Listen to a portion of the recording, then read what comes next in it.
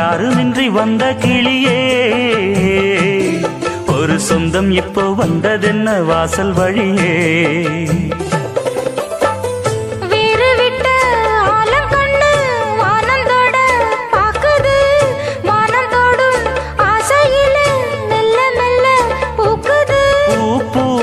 பூக்க வச்ச